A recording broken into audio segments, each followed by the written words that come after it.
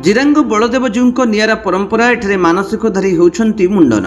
गजपति जिल्लार आदिवासी बहुल रायगड़ा ब्लॉक पुराणा प्रसिद्ध ऐतिहासिक शैवपीठ पवित्र महेन्द्रगिरी पाददेशरे थिबा जिरांग ग्रामस्थित बलदेवजीव मंदिर ठारे पवित्र रथयात्रा रे हेरा पंचमी दिन में अत्यंत निरा ढंग से विश्वास और परंपरा प्रकार एठरे रथयात्रा पालित हो जाइछि। मंगलवार हेरा पंचमी दिन में एठरे शताधिक संख्यार श्रद्धालु छोट पिला ठारू बड़ माने आसी मुंडन तथा लंडा हेबा देखा दैछि। पूर्वरु श्रद्धालु मानसिकधारी माने बलदेवजीव ठारे मानसिक रखी कार्य सिद्धि हेबा परे पुणी बलदेवजीव ठारे मानसिक रखुवा प्रकार बहु संख्यार श्रद्धालु एठाकु आसी मुंडन बा लंडा होइथिले। एथिपई श्रद्धालु माने निज पुओ झियो सह परिवार रे अन्य मानकु आनी लंडा हेबा पई लंबा धाड़ी रे ठिया हेउथिबा देखिबाक मिलिछि। श्रद्धालु मानसिकधारी माने कहिसंती जे सेमाने एहार पूर्वरु करिथिबा मानसिक पूर्ण पूर्वक आमर कार्य सिद्धि हला परे पिलांकु आनी एठारे मुंडन करैछंती। एठारे बहि जाउथिबा महेन्द्र तनया नदी रे पिलांकु स्नान करी ठाकुरंकु दर्शन कराई घरकु जिबु बोली कहिथिले। ए आदिवासी बहुल अंचल प्रत्यक्ष देवता होउछंती प्रभु बलदेव।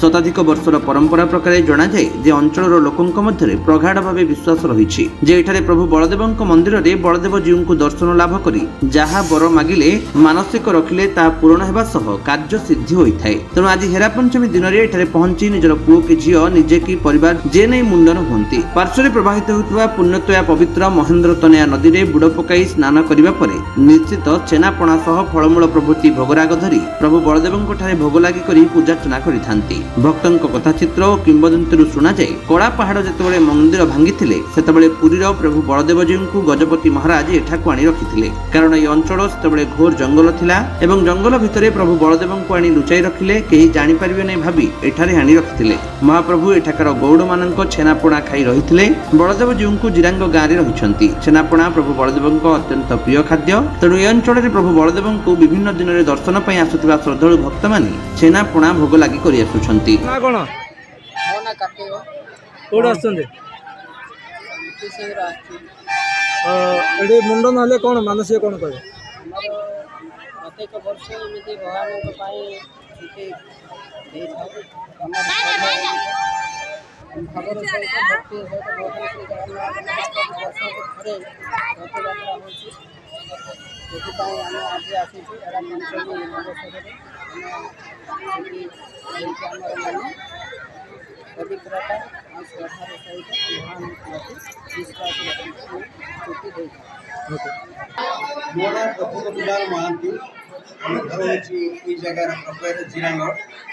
कौन कहे ठाकुर आज आत्मविश्वास रही लोकंर विश्वास रही जो ये आसे मुंडन होते एवं मानसिक पूरण सकाशे ये आसते आप कौन कहे आज्ञा दीर्घ 300 वर्ष पूर्वर ये होती बलदेव बड़ ठाकुर कला पहाड़ अमलू एठार आसिक ये अच्छा राजा राजुड़ा अमलू ये आसिक विराजमान कर जेहेतु बलदेव बड़ ठाकुर एमती गोटे लोक गोटे जड़ित समस्त मनस्कामना एठारे पूर्ण हुए। तेणु बहुत दूर दूरांतर लोक मैंने आसी पूजा विधि करके जाऊँ। गोटे निरा परंपरा है आमर पणा भोग जोटा कि अमृतकुंड नाम परिचित। से अमृतकुंड में छेना दही गुड़ समस्त प्रकार गोटे माटी कलसी भितर सीटा भगवान को भोगराग करमती गोटे विश्वास रही लोकंर जद्वारा समस्त मनस्कामना पूर्ण होती। तेणु एठार आसिक मुंड लंडा हो सब एमती गोटे विश्वास और परंपरा रही। ना कोन जय श्री राम जय जगन्नाथ। नाम मोर रमेश दांगड़ा भूया। मो आज एठी प्रत्येक वर्ष आमर हिंदू धर्मर परंपरा संस्कृति को बजाय रखा निमंते आज बलदेव ठारे मो दर्शन कली एवं आज मानसिक रखी मो घर मोर मो परिवार एवं समग्र पृथ्वीवासी मो प्रार्थना करी कि निजर परिवार समृद्धि निमंते शांति निमंते मो समस्त एकत्रित होइछु। आउ प्रार्थना करी मोर नमस्कार पूरण करने निमंते मो बलदेव केतबेल धाड़ी रे छिड़ा हले कोन हबो आज्ञा दीर्घ अध घंटा पर हेगलानी अधिक हेलानी। वर्तमान लोक जन गहड़ी जो आज एत गहड़ी होइछु तथापि एबे भी मोर लाइन आसीनी मुंडन करवा निमंते।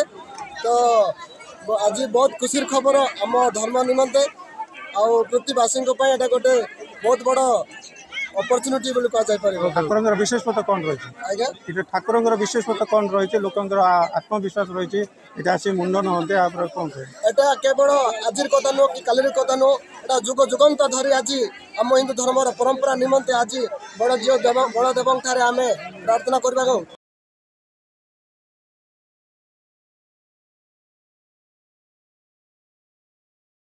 गजपति रेणुबाला बेहरा रिपोर्ट विश्व विजयी न्यूज ओडिशा।